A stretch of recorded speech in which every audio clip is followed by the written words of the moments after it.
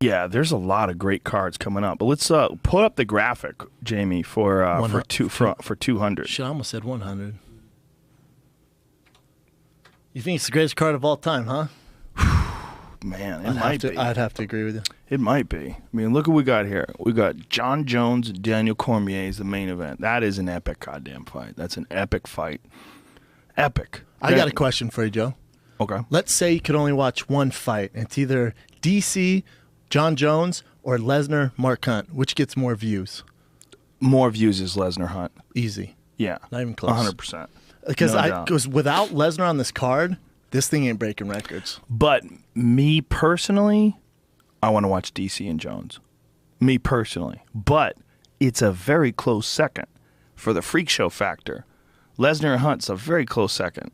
But DC and Jones is my number one pick for that card because I want to see how DC figures out. Look, I think DC, when he fought Jones the first time, I think Jon Jones fucked him up with the wrestling. I think he didn't expect that. He didn't expect Jon to be so big and strong. I think Jon outperformed, outworked him, beat him. I think Jon just beat him. I think DC's a better fighter now. I think having gotten through Rumble, having gone through Gustafsson, and I think DC made some real good points about how he would have performed versus how OSP would have performed in that fight. It might have been an interesting fight. And I think he's coming into this fight much more confident and much more able to handle the trash talking and the bullshit. That first fight was super emotional. Super emotional. It's getting a little emotional now. You see Jon Jones gets under his skin, and it doesn't faze Jon. And I love DC. DC knows this. I'm way closer to DC than I am Jon. I just don't see what DC's going to do different at his age and his training camp, what he's going to do different to beat Jon. Look at leg reach. Jon's 45 inches, DC, 0. Well, God, hey, said, UFC, how about you measure DC's legs? Let's at least get it up there. Everybody already knows that Jon has an advantage. You can't just write 0 inches, you fucks. Just put 0. Maybe just take out both. Who's running the fucking website? How hard is it to do that? If I was Dana White, I'd be fucking... Details, son. I'd be pulling my eyebrows out right now. I'd be going crazy. What the fuck are you doing? Why does it say 0? That's not good. Yeah. I just don't... I'm not that intrigued with this fight. It's so weird. I don't... And I know I'll get shit for it. Like, the Dominic Cruz, Uriah Faber did nothing for me. What? I love both those guys. I wasn't really? I wasn't like, I gotta see this.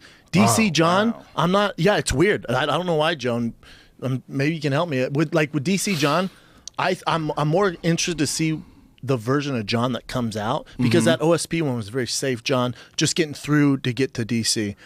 That first fight to me wasn't that close. And and DC has one style of fighting, one fucking style, and we've seen how that goes against Jon. Good luck, man. It was close enough that I think it's intriguing because it was 5 rounds. And I think DC lost the majority of the rounds, clearly lost the decision, clearly. But I think he posed enough problems, given the fact that I think that he was compromised emotionally going into that fight. I think he was overwhelmed, and I think he's learned and gotten better since then. So I'm curious. I'm curious. If I was a betting man, and I am a betting man. You would 100% put money on Jon Jones, unless you hate money. Based on the first fight. Yes. You'd have to. And also, I think Jon needed that warm-up fight. I think having a fight against a guy like OSP, being off for 16 months, and then taking on a top 6 guy in OSP who's a dangerous motherfucker and beating him. And, people say he didn't look good. I just disagree. I disagree, too. I think it was a tough guy. He fought a tough guy. Awkward guy. I think he performed very well. Mm-hmm. So that's my number one fight.